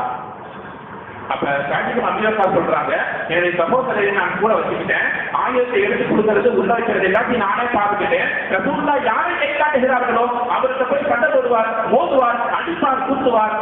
அப்படி யாருடைய போரை பதில் போக முடிந்ததற்கு பின்னால் பதில ஷஹீதான 12 நபர்கள் உமைர் ரலியல்லாஹு நினைத்த மாதிரியே இஸ்லாத்திற்காக வேண்டி தன்னுடைய குருதியை தானமாக கொடுத்து ஷஹீத் என்ற அந்தஸ்தை பெற்றார். அதற்கு உமைர் இப்னு அபீ வக்காஸ் ரலியல்லாஹு தஆலா அவர்கள் நினைச்சு பார்க்கணும். சட்டையிலிருந்து பணத்தை கொடுக்கல, தன்னுடைய வீட்டில இருந்து செல்வத்தை கொடுக்கல, உயிரையே கொடுப்பதற்கு சொல்கிறார். வயது 13. எப்படியெல்லாம் அவர்கள் உருவாக்கப்பட்டிருப்பார்கள், வார்த்தெடுக்கப்பட்டிருப்பார்கள் என்பதைத்தான் நம்ம யோசித்து பார்க்கிறோம். நம்முடைய குழந்தைகளை நம்ம மற்றவர்களுக்கு அனுப்புறது யோசிக்கக்கூடிய இந்த காலகட்டத்துக்கு பள்ளிவாசலுக்கு தானமா கொடுங்க கேட்கல, 1/2 மணி நேரம் போதும், உள்ள வாங்க, மார்க்கத்தை தெரிந்து கொள்ளுங்கள். நீங்கள் மார்க்கத்தை தெரிந்து கொள்வதற்கு உங்களுடைய பிள்ளைகளை முன்னிறுத்தி அனுப்பவில்லை என்று சொன்னார். சரியா 50-100 வருடத்திற்கு பின்னால் அல்லாஹ் என்ற வார்த்தையை உச்சரிப்பதற்கு கூட உலகத்தில் எந்த மனிதரும் இருக்க மாட்டார். நாமெல்லாம் இன்னைக்கும் பள்ளிவாசல் தொழுகை காலத்தில் இருக்கணும்னு சொல்லி சொன்னா நம்முடைய மரண பருவத்தில் நம்மின் மீது திணிக்கப்பட்ட குர்ஆனினுடைய அந்த கல்விதான் இன்னைக்கு தொழுகிற தண்ணீர்கட்டி சுபஹானல்லாஹு பிஹம்திஹி என்று நம்மை ஓத வைத்திருக்கிறது. மறுக்க முடியுமா? நம்முடைய பெற்றோர்கள் மற்றவருக்கு அனுப்பினார், போருக்கு அனுப்பின, மற்றவருக்கு அனுப்பினார். ஆனால் நம்ம நம்முடைய குழந்தைகளை நாம் மாற்றத்திற்காக வேண்டி கொடுக்கிறோமா? குழந்தைகளுடைய உயிரை தேவையில்லை, குழந்தைகளுக்கு ஒரு அரை மணி நேரத்தை கொடுக்கிறோமா? யோசித்து பார்க்க வேண்டும். சகாபாக்களுடைய இந்த வரலாறை ஒப்பிட்டு பார்க்க வருஷத்துக்கு ஒருக்கா உங்களுடைய குழந்தைகளை யாராச்சும் ஒருத்தர அதுக்கு படிக்க வேண்டும் மார்க்கம் சொல்லுங்க. ஒரு 10 நிமிஷம் குரான் ஓதிட்டு போகணுங்க. யாருக்காக வேண்டி? அதுவும் தன்னுடைய சுயநலத்திற்காக வேண்டி அல்ல. நாளை இந்த தீனை அல்லாஹ்வுடைய பெயரை உலகத்தில் கொள்ள வேண்டும் என்பதற்காக வேண்டி உங்களுடைய குழந்தைகளை நீங்கள் மாற்றத்திற்காக வேண்டி கொடுக்க வேண்டும். இது இந்த வரலாறு நமக்கு சொல்லித் தரக்கூடிய படிப்பினை. ரசூலுல்லாஹ்வால் மாற்றப்பட்ட இளைஞர்களுடைய மனதில் இருக்கக்கூடிய ஈமான் நமக்கு சொல்லித் தரக்கூடிய படிப்பு. இதே மாதிரி ரசூலுல்லாஹி ஸல்லல்லாஹு அலைஹி வஸல்லம் சந்தித்த போர்களை எல்லாம் நாம் யோசிப்பார். பத்ர் போர்ல 313 பேர், எதிரிகள் 1000 பேர். உஹதுல முஸ்லிம்கள் 1000 பேர், எதிரிகள் 3000 பேர். கந்தத்தில 3000 பேர், எதிரிகள் 10000 பேர். பெருமொண்ட படையை அவர்கள் எதிர்கொண்டார்கள். எப்படி? இளைஞர்கள் தான் காரணம். இளைஞர்கள் மாற்ற நினைத்தார். அவர்களுடைய மனசுல ரசூலுல்லாஹி ஸல்லல்லாஹு அலைஹி வஸல்லம் ஈமானை அந்த அளவுக்கு ஆழமாக படித்திருந்தார்கள். நாம் நம்முடைய குழந்தைகளுடைய மனதில் படித்திருக்கிறோமா இல்லையா என்பதுதான் இந்த வரலாற்றின் மூலமாக நமக்கு கேட்கப்படக்கூடிய கேள்வி. எப்பயுமே போர் நடக்குதுன்னு சொல்லி சொன்னா போருக்கு முன்னால் ரசூலுல்லாஹி ஸல்லல்லாஹு அலைஹி வஸல்லம் ஆள் எடுக்கிற வேலையை செய்வாங்க. ஆள் இருக்கிறதுனா நீங்க வாங்க, நீங்க வாங்க, நீங்க வாங்க கூப்பிடுறது இல்லை. நீங்கள் வர வேண்டாம், உனக்கு வயசு 10 தான். நீங்கள் வர வேண்டாம், நீங்கள் பெண்கள், நீங்க வெளியே போகும். நீங்க வர வேண்டாம், நீங்க சின்னதா இருக்கு, நீ குழந்தையாக இருக்கிறாய். ஒரு சஹாபி பெண்களுக்கு குழந்தையை கூட்டிட்டு சுருளாட கொடுத்தாங்க. உங்களை நோக்கி அம்புகள் தீர்க்கப்படும் பொழுது அந்த அம்பை இந்த குழந்தையை நீங்கள் கேடயமாக பயன்படுத்துங்கள். எங்கிருந்து வந்து சென்ற ஈமான்? அவர்கள் இளமையில் அவருடைய மனதில் விதைக்கப்பட்ட ஈமான் தான் அந்த அவர்களுக்கு பின்னால் ஒரு பெரிய புரிதல் ஏற்படுது. போருக்கு முன்னாடி ரசூலுல்லாஹி ஸல்லல்லாஹு அலைஹி வஸல்லம் அவர்கள் ஆள் எடுப்பார்கள். அதே நேரத்தில் குறிப்பிட்ட நபர்களை வேண்டாம் என்று வம்படியாக வெளியே அனுப்பிவிடுவார். வம்படியாக வெளியே அனுப்பிவிடுவார்கள் என்பது வரலாறு. இதே மாதிரி தான் உஹதுடைய போர் நடந்த ஒரு வரலாறு ரொம்ப பிரயோஜனமாக இருக்கும். உஹது போரில் ஹஜ்ரத் ராஃபி இப்னு ஹதீஜ் என்று சொல்லப்படக்கூடிய ஒரு சிறுவர், ராஃபி இப்னு ஹதீஜ் என்று சொல்லப்படக்கூடிய ஒரு சிறுவர், அதே மாதிரி சம்ரத் இப்னு ஜுந்துப் என்று சொல்லப்படக்கூடிய ஒரு சஹாபி, 2 பேருமே சின்ன பசங்க, கிட்டத்தட்ட 13-14 வயசு, 2 பேருமே சின்ன பசங்க. உஹது போருக்காக வேண்டி ரசூலுல்லாஹ் அவங்க ஆள் எடுத்துக்கிட்டு இருக்காங்க. யார் யாரை எடுக்கலாம் வேணாம் அப்படின்னு சொல்லும் பொழுது முதலாக அந்த வரிசையில ராஃபி இப்னு ஹதீஜ் வரல. ரசூலுல்லாஹ் பார்க்கணும்னு சொல்றாங்க. ரசூலுல்லாஹ் பார்க்கணும் என்ன செய்யறாரு?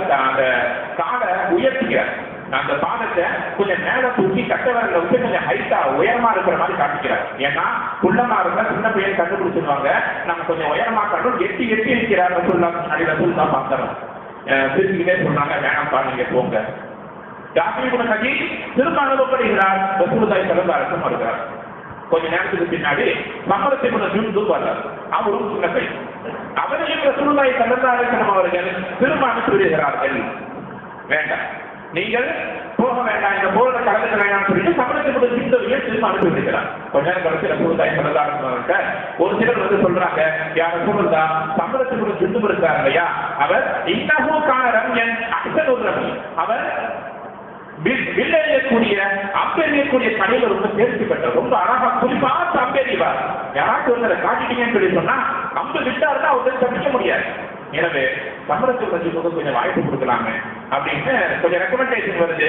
ரசூலுல்லாஹி ஸல்லல்லாஹு அலைஹி வஸல்லம் ரசூலுல்லாஹ் யோசனை பண்ணிட்டு சம்ரத் கொஞ்சம் அனுமதி கொடுக்குறாங்க. ரலியல்லாஹு தஆலா அன்ஹு அவர்களுக்கு அனுமதி கொடுக்குறாங்க. சம்ரத் இப்னு ஜுந்துப் அவர்களும் போர்ல கலந்துக்கிறார். இந்த செய்தி ராஃபி இப்னு ஹதீஜ் அவர்களுக்கு தெரியுது.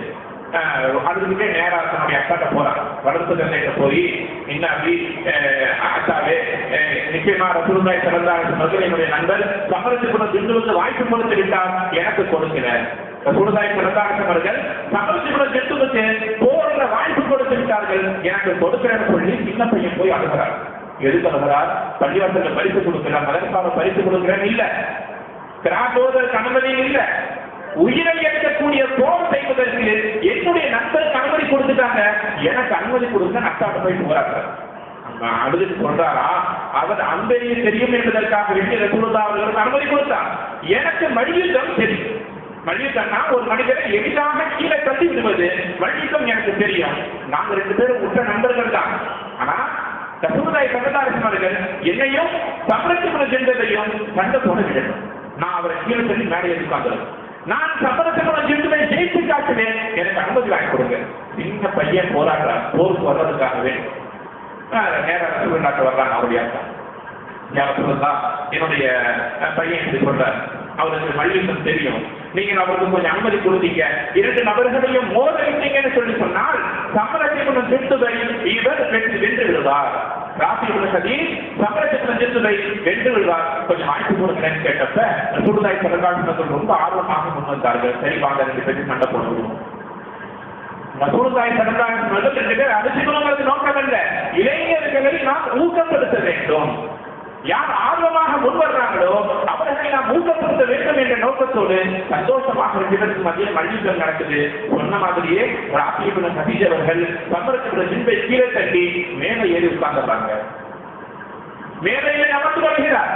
அதை பார்த்து கண்மணி நாயகம் ஸல்லல்லாஹு அலைஹி வஸல்லம் சந்தோஷப்பட்டு நீங்களும் வாங்க, நீங்களும் வாங்க, 2 பேருக்கு அனுமதி கொடுக்கிறார்கள். கண்மணி நாயகம் ஸல்லல்லாஹு அலைஹி வஸல்லம் 2 நபர்களுமே போரில் கலந்து கொண்டார்கள் என்பது வரலாறு. ஆக ரசூலுல்லாஹி ஸல்லல்லாஹு அலைஹி வஸல்லம் அவர்களுடைய இளமை பருவமாக இருந்தாலும் சரி, அல்லது அவர்கள் உருவாக்கிய சஹாபாக்களுடைய இளமை பருவமாக இருந்தாலும் சரி, எல்லா இடத்திலேயுமே நமக்கு அடிப்படை அம்சமாக சொல்லித் தரப்படக்கூடிய விஷயம் என்பது மனதில் ஈமான் அடிப்படை ஆழமாக பதிய வைக்கப்பட வேண்டும். மனசுக்குள்ள நீங்க ஈமானை மாத்திரம் கொண்டு செலுத்துவீங்கன்னு சொல்லி சொன்னார். அந்த பையன் குழந்தையாக பிறந்ததுல இருந்து அந்த பதின்ம பருவத்தை தாண்டி இளமை பருவத்துக்குள்ள வர்றதுக்குள்ள, அதாவது கிட்டத்தட்ட 12வது படிக்கிறதுக்குள்ள அடிப்படையாக ஈமானினுடைய அந்த தத்துவாவினுடைய அந்த அம்சத்தை மனசுல கொண்டு போய் பேசிட்டா காலமெல்லாம் அந்த குழந்தையை பற்றி நமக்கு கவலையே இல்லை. எங்கே சென்றாலும் சரி அந்த ஈமானை அந்த சமாதி அந்த மனிதன் பாதுகாத்துக் கொள்ளுவான். இதெல்லாம் ரசூலுல்லாஹி ஸல்லல்லாஹு அலைஹி வஸல்லம் அவர்கள் உருவாக்கிய சஹாபாக்களுடைய உருவாக்கிய இளைஞர்களுடைய வரலாறு. அதே மாதிரி ஹஜ்ரத் உமர் ரலியல்லாஹு தஆலா அவர்களுடைய வரலாறு. ஹஜ்ரத் உமர் ரலியல்லாஹு தஆலா அவர்களுடைய காலகட்டத்தில் ஒரு மனிதன் செய்தி தொழுக வருவார். ஒரு வாலிபர் நேரம் பக்கத்தில் உமர் ரலியல்லாஹு தஆலா அவர்களுடைய பக்கத்தில் வந்து நின்று கொள்வார், தொழுவார். அவர் ஒரு நாளைக்கு தொழுக வரலன்னு சொல்லி சொன்னா கூட அதுல உமர் ரலியல்லாஹு தஆலா அவர்கள் என் பையனை காணவே விசாரிப்பாங்க. என்னுடைய மகனை காணா எங்க போயிட்டார், ஓ அந்த வேலைக்காக போயிருக்கிறார், அப்படியோ இந்த மாதிரி டெய்லி அதற்கு உமர் ரலியல்லாஹு தஆலா அவர்கள் அந்த மனிதரை பார்த்து கொண்டே இருப்பார்கள். ஒரு நாள் அந்த மனிதர் டெய்லி தொழுக போராட வர்றாங்க. அதை பார்த்து கொண்டிருந்த ஒரு பெண்மணிக்கு அந்த ஆணின் மீது ஒரு ஈர்ப்பு ஏற்பட்டது. ஒரு ஈர்ப்பு ஏற்படுது. அந்த வாலிபரை நாம் எப்படியாவது அடைந்து விட வேண்டும். என்ன செய்யறாங்க, அந்த பெண்மணி போய் பக்கத்தில் இருக்கக்கூடிய ஒரு வயசான மூதாட்டிட்ட போய் நான் இந்த வாலிபரை விரும்புகிறேன், அவரை அடைய வேண்டும் என்று ஆசைப்படுகிறேன். அந்த அம்மா சொல்லு பெண்மணி, சரி போங்க நான் உங்களுக்குள்ள ஏற்பாடு செய்யறேன்னு சொல்லி அந்த வயதான பெண்மணியும் தொழுது முடிச்சுட்டு அந்த மனுஷன் வெளியே போறார். யார், உமர் ரலியல்லாஹு தஆலா அவர்களோடு தோழமையில் இருந்த ஒரு மனிதன். டெய்லி அவங்களோட சொல்ல வந்தவர் இஷா முடிச்சுட்டு போறப்ப அந்த வயசான அம்மா கூப்பிடுறாங்க, எப்பா இங்க வாங்க, என்னுடைய வீட்டுல எனக்கு வயசாயிடுச்சு, முதுமை என்னால முடியல, எனக்கு கொஞ்சம் பால் கறந்து கொடுத்துட்டு போங்களேன் அப்படின்னு சொன்னாங்க. அது சஹாபாக்களுடைய வழக்கம். ஏதாச்சும் ஒரு வீட்டுல வயசானவங்க இருக்கிறாங்க அல்லது ஏதாச்சும் உடல்நிலை சரியில்லாதவங்க இருக்கிறாங்கன்னு சொல்லி சொன்னா அவர்கள் ஏதாவது தேவைக்காக வேண்டி கேட்டு வந்தாங்கன்னு சொல்லி சொன்னா அவர்களுக்கு உதவுறது பால் கறந்து கொடுக்கறது எல்லாம் சஹாபாக்களுடைய வழக்கம். அதற்கு அபூபக்கர் சித்திக் ரலியல்லாஹு தஆலா அவர்கள் கூட கலீஃபாவாக ஆனப்படும். அதாவது அபூபக்கர் சித்திக் ரலியல்லாஹு அவர்கள் கலீஃபாவாக ஆன பொழுது நிறைய பெண்களுக்கு அழுதார்களாம். காரணம், நமக்கான தேவைகளை அவர் செஞ்சு கொடுத்தாரு. இப்ப அவர் அமீருல் முஃமினீன் ஆயிட்டார், ஜனாதிபதி ஆயிட்டார், நம்முடைய தேவையை யார் பூர்த்தி செய்வார் என்று நிறைய பெண்மணிகள் அடைந்திருக்கிறார்கள். அப்படியாக சஹாபாக்களுடைய வழக்கம், யாராவது ஏதாச்சும் தேவைன்னு சொல்லி கேட்டா அவர்களுக்கு உதவி செய்வது. இன்னைக்கு நிலத்தை எப்படி ஆயுதத்தில் சொல்லி சொன்னா நமக்கு மத்தியில யாராச்சும் ஒரு திடீர்னு வியாபாரத்தை நடக்கணும் அல்லது ஏதாச்சும் வீட்டில் ஏதாச்சும் ஒரு மௌத்து வரும். நல்லா இருக்கிற சின்னவங்க யாராச்சும் கேட்டு மௌத்தா போயிட்டாங்க அல்லது ஏதாச்சும் நஷ்டம் ஏற்பட்டு வச்சு ஏதாச்சும் விபத்தில் மாட்டிக்கொண்டாருன்னா நம்ம பேசுற பேச்சு என்ன தெரியுமா, அவர் கண்டிப்பா அனுபவிக்கப்பட வேண்டியவர் தான். இந்த கஷ்டத்திற்கு அவர் தகுதியானவர் என்று பேசக்கூடிய நிலைமையில் தான் நாம் இருக்கிறோம். அவன் கொஞ்சம் கொஞ்சமா ஆனா அனுபவிக்கட்டும் என்று சொல்லக்கூடிய நிலைமையில் தான் நமக்கு மத்தியில் இருப்பவர்கள் இருக்கிறார்கள். ஆனால் சஹாபாக்களுடைய சூழ்நிலை என்பது தேடி போய் உதவி செய்யும். அந்த மனுஷனுக்கா தொழுது போறாங்க, வீட்டுக்கு போறப்ப அந்த அம்மா கூப்பிடுறாங்க, எனக்கு கொஞ்சம் பால் கறந்து கொடுங்கன்னு கேட்கறாங்க. அந்த மனிதனும் பால் கறந்து கொடுப்பதற்காக வேண்டி உள்ள போறாங்க. உள்ள போய் பாக்குறாரு, ஆடு இல்லை. அந்த அம்மாட்ட கேட்கறாங்க, எங்க போச்சு ஆட்டக்கான, நீங்க ஆடு உள்ள இருக்குதுன்னு சொல்லி சொன்னீங்க, ஆட்டக்கானன்னு கேட்டப்ப பொறுப்பா நான் கொண்டு வரேன் அப்படின்னு சொல்லிட்டு போறாங்க. எந்த பெண்மணி அவரை விரும்பினாரோ அந்த பெண்மணி உள்ள வர்றாங்க. உள்ள வந்து சொல்றாங்க, நான் உன்னை தினமும் பார்க்கிறேன், தினமும் பார்த்துக் கொண்டுதான் உன்னை நான் ஏற்றிருக்கேன், என்னுடைய ஆசைக்கு இணங்க வேண்டும் என்று அழகாக தன்னை அலங்கரித்துக் கொள்கிறார்கள். அலங்கரித்து தன்னுடைய தேவையாக வேண்டிய வாலிபரை கூப்பிடுறார். அந்த வாலிபர் சொன்ன ஒரே வார்த்தை, இத்தப்பித்தான் அல்லாஹ்வை நீங்கள் அஞ்சிக் கொள்ளுங்கள் என்று சொல்லிட்டு தண்ணீர் கட்டி பேசாம உட்கார்ந்தார். முராகபாவில் போய்விடுகிறார், தண்ணீர் கட்டி பேசாம உட்கார்ந்தார். அந்த பெண்மணி முன்னாடி வந்தாங்க, பின்னாடி வந்தாங்க, என்னென்னமோ பேசி பார்த்தாங்க, எதுவுமே நடக்கும். அவர் பெற்ற பிணத்தை போல அமைதியா அப்படியே இருந்தார். அந்த பெண்மணியை எப்படி எப்படியோ முயற்சி செய்தார்கள் தன்னுடைய வழிக்கு கொண்டு வருவதற்கு. அந்த பெண்மணி அவர் முடியும். கடைசியில பாக்குறாங்க, வேற வழி இல்லை. இந்த நபர், இந்த ஆண் என்னிடத்தில் சவாலாக நடந்து கொள்ள முற்படுகிறார் என்று கூச்சல் போடுகிறார். வீட்டில் வந்து யாருக்கு காப்பாற்றுங்க, என்ன இப்படி தெரிவிக்க வரலார் என்று அந்த பெண்மணி சத்தம் போட்டு கத்துறாங்க. பக்கத்தில் இருக்கிறவங்க வந்து அந்த நபரை என்ன ஏதுன்னு கேட்காம அடித்து காயப்படுத்தி கொண்டு போய் பள்ளிவாசல கட்டி வைக்கிறார். மறுநாள் காலையில அதற்கு உமரது இல்லாமல் அவர்கள் தொழுகைக்கு வருகிறார்கள். வந்து பார்க்கிறாங்க, அந்த மனிதர் கட்டப்பட்டு இருக்கிறார்.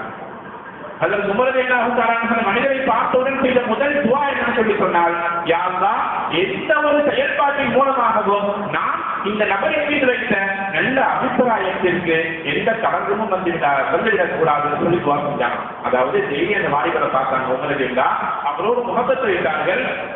அந்த மனுஷர் ஒரு நாளைக்கு தொழுபவங்களை நான் கூட விசாரிச்சாங்க, அந்த முகப்பத்து கெட்டு போயிடக்கூடாதுன்னு துவா செஞ்சு விசாரிக்கிறாங்க. என்ன பார்த்து எல்லா மக்கள் சொல்றாங்க, இந்த மாதிரி நடந்துச்சு. அந்த மனுஷன் கேட்கிறார், சொல்லுப்பா நீ சொல்லி என்ன கேட்கணும். அவர் சொல்றார், நான் இந்த மாதிரி போய்கிட்டு இருந்தேன், ஒரு உதவின்னு சொல்லி கேட்டாங்க, நானும் போனேன், உட்கார்ந்து உதவி செய்யலாம்னு சொல்லி போனேன். ஆனா பார்த்தா உள்ளுக்குள்ள இப்படி நடந்துச்சு. நான் இசத்தில்லா என்ற வார்த்தையை மாத்திரம் சொல்லிவிட்டு இசத்தில்லா என்ற வார்த்தையை மாத்திரம் சொல்லிவிட்டு நான் அமைதியாக இருந்துட்டேன். அந்த வயோதிக பெண்மணி யாருன்னு கேட்கிறாங்க. குறிப்பிட்ட நபரை அடையாளம் காட்டப்படுகிறது. அதில் உமரது இல்லாமல் அவர்கள் சவுத்தை எடுக்கிறாங்க, அடிக்க போகிறார்கள். அந்த நேரத்தில் அந்த பெண்மணி ஒத்துக்கொள்கிறார், ஆமா நான் தான் தவறுக்குள்ள சூழ்நிலையை நான் தான் ஏற்படுத்தி கொடுத்தேன் என்று அந்த பெண்மணி ஒப்புக்கொண்ட பொழுது உமரது இல்லாமல் அவர்கள் சந்தோஷத்தில் சொன்ன வார்த்தை என்னன்னு சொல்லி சொன்னா, அல்ஹம்துலில்லாஹ் யூசுப் அலைஹிஸ்ஸலாம் அவர்கள் அல்லாஹ்விற்கே எல்லா புகழும் உரித்தாகட்டுமா. அல்லாஹ் எப்படிப்பட்டவன் என்று சொன்னால், எங்களுக்கு மத்தியில யூசுப் அலைஹிஸ்ஸலாம் அவர்களைப் போல பத்தினியான ஒரு நபரை வாழ வைத்து அவரை அடையாளமும் காட்டிய அல்லாஹ்விற்கு எல்லா புகழும் என்று அவர்கள் வாழ்க்கையிலாகிறார். இப்படியாக இந்த மார்க்கம் என்பது இஸ்லாம் என்பது அடிப்படையில் இளமையின் மீதுதான் கட்டமைக்கப்பட்டிருக்கிறது. நாளை கியாமத்தின் பொழுது கூட முதலாக நாம் இளமையை பற்றி தான் கேள்வி கேட்கப்பட இருக்கிறோம். இந்த உலகத்தில் அனுப்பப்பட்ட எல்லா நபிமார்களுமே இளைஞர்களாகத்தான் இருந்தார்கள். அதற்கு யூசுப் அலைஹிஸ்ஸலாம் ஆகட்டும், அதற்கு இப்ராஹிம் அலைஹிஸ்ஸலாம் ஆகட்டும், இப்படியாக எல்லா நபிமார்களுமே இளமையோடு தான் இருந்தார்கள். கண்மணி நாயகம் ஸல்லல்லாஹு அலைஹி வஸல்லம் சுற்றியிருந்த சஹாபாக்களும் இளைஞர்களாகத்தான் இருந்தார்கள். இளைஞர்களால் தான் இந்த மார்க்கம் கட்டமைக்கப்பட்டிருக்கிறது. அதே நேரத்தில் கவலையோடு நாம் இன்னொரு விஷயத்தையும் நம்முடைய மனதில் ஆழமாக நிறைந்திருக்க வேண்டும். இப்பொழுது இளைஞர்களாக இருக்கக்கூடியவர்கள் அவர்களுடைய இபாதத்துகள் எப்படி இருக்கிறது? பஞ்சாபருக்கு ஒரு பள்ளிவாசலுக்கு ஒரு ஊர் ஜமாத்திற்கு ஒருத்தர் தலைவராக முத்தவண்டியாக வரணும்னு சொல்லி சொன்னா ஒரு சில அடிப்படை விதிகளை பெரிதாக வச்சிருப்பாங்க. அவர் இப்படியெல்லாம் இருக்கணும், இப்படியெல்லாம் இருக்கணும். ஆனால் தொழுகையாளியாக வரணும்னு சொல்லி சொன்னா அவருக்கு என்ன அடிப்படைக்கு என்ன தாடி நடத்திருக்கணும், வீட்டை நடத்திருக்கணும், தலை நடத்திருக்கணும். வயதானால் தான் வயோதிகத்தை அடைந்தால் தான் பள்ளிவாசலுக்குள்ள வரணும் என்பது சமீப காலமாக சமகாலத்தில் எல்லா இடத்திலேயும் எழுதப்படாத ஒரு விதியாயிருக்கு. எந்த அளவிற்கு மோசமா போயிருக்கு நடக்கும்னு சொல்லி சொன்னா, ஒரு வாலிபர் தொடர்ந்து ஒரு பள்ளிவாசலுக்கு ஒரு வாலிபர் ஒரு பள்ளிவாசலுக்கு தொடர்ந்து எல்லா வருஷத்துக்கும் போனான்னு சொல்லி சொன்னார். என்னாலும் பாக்குறாங்க, மூணாவது எப்பா தம்பி ஏதோ வேலைக்கு போறீங்களா இல்லையா, சும்மா இருக்கிறீங்களா, என்னாச்சு பள்ளிவாசலுக்கு அடிக்கடி பாக்குறேங்க. கேட்கிறார்களா இல்லை, எங்கே போனோம் தெரியுமா? எல்லாத்தையும் தாண்டி ஒருத்தர் பள்ளிவாசலுக்குள்ள வந்தாலும் கூட அந்த இளைஞரை பார்த்து ஒரு நாள் கேட்கிறான், 2 நாள் கேட்கிறான், 3 நாள் கேட்கிறப்போ நம்ம பள்ளிவாசலுக்குள்ள வந்தா நம்ம வேலை வச்சு இல்லாத நினைச்சுப்பான்னு சொல்லிட்டு உள்ளவர் நபரும் வெளியே போய்விடுகிறார். இப்படியாகத்தான் நம்முடைய ஈமான் நமக்கு மத்தியில் சுருக்கப்பட்டுவிட்டது. எனவே நாம் நம்முடைய வீடுகளில் இருக்கக்கூடிய குழந்தைகளை, இளமையை அடைய இருக்கக்கூடிய குழந்தைகளை ஈமான் உள்ளவர்களாக ஆக்குவதற்கு முயற்சி செய்ய வேண்டும். வாலிபர்களாக ஆகிவிட்டவர்களுக்கு நாம் சரியான முறையில் அவர்களை வழி நடத்த வேண்டும். கண்மணி நாயகம் ஸல்லல்லாஹு அலைஹி வஸல்லம் அவர்கள் எல்லா விதத்திலையும் வழிகாட்டியிருக்கிறார். ஒருத்தர் அமைதியா இருக்கிறாரு, ஒரு 10-20 வயசு ஆச்சு, 25 வயசு ஆச்சுன்னா ரசூலுல்லாஹி ஸல்லல்லாஹு அலைஹி வஸல்லம் கேட்கிற முதல் கேள்வி என்ன தெரியுமா? சரியான வயசுக்கு வந்து விட்டீர்கள், நீங்கள் ஏன் திருமணம் செய்யவில்லை, கல்யாணம் பண்ணிக்கங்க. நிறைய சஹாபாக்கள் கேட்டுக்கிறாங்க, திருமணம் முடித்துக் கொள்வீர்களா கேட்பான். என்ன காரணம்? ஒரு மனிதன் திருமணம் செய்யாமல் சொல்லி சொன்னால் அவனுடைய பார்வை சரியாகும், அவனுடைய தேவைகள் வீட்டிற்குள்ள முடியும் பொழுது சமுதாயத்திற்கு வரக்கூடிய அந்த வாலிபன் சரியானவனாக இருக்கும். நம் மத்தியில நிறைய தவறுகள் வருவதற்குள்ள காரணம் சரியான நேரத்தில் சரியான முறையில் ஒரு வாலிபனுக்கு திருமணம் செய்யாததுதான். தவறுகள் ரொம்ப அதிகமாய் தெரிந்திருக்கிறேன் சொல்லிக் கொண்டது. ரசூலுல்லாஹி ஸல்லல்லாஹு அலைஹி வஸல்லம் அவர்கள் யா மஅஷர ஷபாப் என்று வாலிபர்களுடைய கூட்டத்தை அழைத்து சொல்வார்கள், நீங்கள் மனிதத்தானின் பாக பிரவேசிக்கலாம். யாருக்கு மகர் கொடுப்பதற்கு சக்தி இருக்கிறதோ, திருமணம் செய்து மனைவியை வைத்து காப்பாற்றுவதற்கு சக்தி இருக்கிறதோ, நீங்கள் விரைவாக திருமணம் செய்து கொள்ளுங்கள். திருமணம் செஞ்சுக்கிட்டீங்கன்னு சொல்லி சொன்னா அகந்தூரில் கசர் உங்களுடைய பார்வையை அது பாதுகாக்கும், உங்கள் மர்மஸ்தானத்தையும் பேணிக்கொள்ளும். எனவே உங்களுக்கு மத்தியில ஒழுக்கக்கேடான செயல்பாடுகள் இருக்கக்கூடாதுன்னு சொல்லி சொன்னா பார்வை பாதுகாக்கப்பட வேண்டும். பார்வை பாதுகாக்கப்படணும் சொல்லி சொன்னா சரியான காலகட்டத்தில் திருமணம் செய்யணும். நாம் என்னென்ன காரணத்தை எல்லாம் சொல்லி நம்முடைய குழந்தைகளுடைய திருமணத்தை தட்டி கழிக்கிறோம். இது திருமணத்தை பற்றி பேச வேண்டிய விஷயம் அல்ல. ஏன் இதை போய் நீங்க பேசணும்னு சொல்லி சொன்னால் நிறைய ஒழுக்கக்கேடான செயல்பாடுகளுக்கு அடிப்படையாக அது அந்த விஷயம் தான் இருக்கு, திருமணம் தான் இருக்கு. மாப்பிள சரியில்லைன்னு சொல்லி சொன்னால் கூட பரவாயில்ல, மாப்பிளுடைய அக்கா சரியில்லைன்னு சொல்லிட்டு திருமணத்தை தடுக்கக்கூடிய பெண்கள் எல்லாம் இருக்கத்தான் செய்கிறார். இப்படியாக ஒரு வாலிப ஆண் வாலிபத்தை அடைந்த ஒரு பெண் மார்க்கத்தை விட்டு வெளியே போவதற்கு கூட தயாராக இருக்கிறார்கள். அடிப்படை என்னன்னு பார்த்தா கல்யாணம் மாட்டார். எத்தனை நபர்கள், எத்தனை ஆண்கள் திருமணத்தின் பெயரால், காதலின் பெயரால் மார்க்கத்தை விட்டு வெளியே போறாங்க. எப்ப தொழுகை பரவாயில்ல சொல்லுக்கலாம், ஈமானை விட்டு வெளியே போயிட்டான்னு சொல்லி சொன்னா எங்க போய் நம்முடைய சமுதாயத்தை நாம் சொல்லி இருக்கிறோம். மார்க்கத்தை விட்டு வெளியே போகக்கூடிய இளைஞர்கள் காரணம் என்ன தேடி பார்த்தோம் என்று சொன்னா பெற்றோர்கள் அந்த குழந்தைகளுடைய மனசுல மார்க்கத்தை சரியாக விளைவிக்கவில்லை. என்னுடைய மார்க்கத்திற்கு முன்னால் இந்த காதல் பெரிய விஷயமே கிடையாது. இந்த மார்க்கத்திற்கு முன்னால் என்னுடைய வேலையோ, என்னுடைய படிப்போ, என்னுடைய சம்பாத்தியமோ பெரிய விஷயமே இல்லைன்னு சொல்லிட்டு ஒரு வாலிபன் நினைத்தான்னு சொல்லி சொன்னால் அவன் எந்த அளவுக்கு உன்னதமான ஒருவனாக இருக்க முடியும். அந்த மாதிரி நம்முடைய குழந்தையை நாம் ஆக்குகிறோமா, ஆக்குவதற்கு முற்படுகிறோமா என்பதை நாம் யோசிப்பார். கேட்ட அழகான பைக் வாங்கிட்டேன்னு சொல்லிட்டு உயிரை வாங்கிக் கொண்ட எத்தனை இஸ்லாமிய நபர்கள் இருக்கிறார். வீட்டுல 12வது படிச்சு முடிச்சுன்னா நான் பைக் வாங்கிட்டேன், அத்தா சொல்லிடுவார், காசு இருக்கிற தைரியத்துல நீ 12வது முடிச்சிட்டீங்கன்னா நான் உனக்கு அழகா பைக் வாங்கி தர்றேன். பார்த்தா பையன் கெட்டு போயிடுவான்னு அவர் வாங்கி தர மாட்டேன், உயிரை வாங்கிக் கொள்ளுவோம். நமக்கு இங்க பிரச்சனை என்னன்னு சொல்லி சொன்னால் தன்னுடைய உயிரை விட மார்க்கத்தை அந்த சிறுவன் மனசுல ஆழமா பதிஞ்சிருந்தான்னு சொல்லி சொன்னேன். உயிரை விட மேலான மார்க்கம்னு சொல்லி நினைச்சிருந்தான்னு சொல்லி சொன்னால் அவன் அப்படி செய்திருப்பானா? அல்லது மானக்கான விஷயத்திற்காக வேண்டி மார்க்கத்தை விட்டு இளைஞர்கள் வெளியே போயிருப்பார்களா? எல்லா பிரச்சனைக்கும் அடிப்படை என்னன்னு சொல்லி சொன்னால் மக்களை நாம் மீண்டும் மீண்டும் சொல்கிறோம், உங்களுடைய வாலிபர்களுக்கு மத்தியில, உங்களுடைய குழந்தைக்கு மத்தியில மனதில் இஸ்லாமிய வரலாறுகளை, இஸ்லாத்துடைய முக்கியத்துவத்தை ஆழமாக பதிய வையுங்கள். ஏன்னா பச்ச மரத்துல அடிக்கப்பட்ட ஆண் எந்த அளவுக்கு கவனமாக உள்ளே போகுமோ அந்த மாதிரி குழந்தை வாலிபனுடைய மனம் வாலிபத்திலேயும் வெள்ளை காகிதத்திலேயும் எதை வேண்டுமான விரைவாக பதிவு செய்கிறது. அப்படி பார்த்தோம் சொல்லி சொன்னால் நம்முடைய இளைஞர்களுக்கு நாம் சரியான முறையில மார்க்கத்தை சொல்லித்தர வேண்டும். தவறினால் மார்க்கம் இல்லாத தலைமுறைகளாக நம்முடைய தலைமுறை ஆகிவிடும். நாம் பார்க்கவே நம்முடைய வாரிசுகள், நம்முடைய குழந்தைகள், நம்முடைய பேர குழந்தைகள் மார்க்கத்தை விட்டு வெளியே போகும். அதை நாம் பார்க்க வேண்டிய அவர நிலைக்கு நாம் உள்ளாகும். இந்த மாதிரி விஷயங்கள் எல்லாம் நடக்கக்கூடாதுன்னு சொல்லி சொன்னா மீண்டும் மீண்டும் சொல்லிக் கொள்கிறேன், உங்களுடைய குழந்தைகளுக்கு மார்க்கத்தை சொல்லித்தார்கள், நபியினுடைய வரலாற்றை சொல்லித்தார்கள், நபியினுடைய சகாபாக்களுடைய வரலாறுகளை சொல்லித்தார்கள்.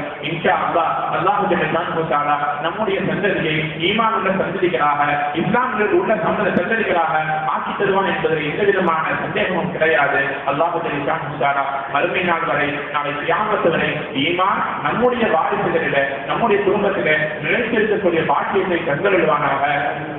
ஈமானோடும் இஸ்லாத்தோடும் சரியான செல்வத்தோடும் கரிமாவோடும் வாழக்கூடிய நல்ல பாக்கியத்தை அல்லாஹ் நம் அனைவருக்கும் தந்தருவானாக. மருத்துவமனையினுடைய கஷ்டங்கள் பிரதினங்கள் சிரமங்களையும் அல்லாஹ் நம் அனைவரையும் பாதுகாத்து தந்தருவானாக. வாக்குறதாவா அல்ஹம்துலில்லாஹி ரப்பில் ஆலமீன். அஸ்ஸலாமு அலைக்கும் வரஹ்மத்துல்லாஹி தஆலா வபரகாத்துஹு.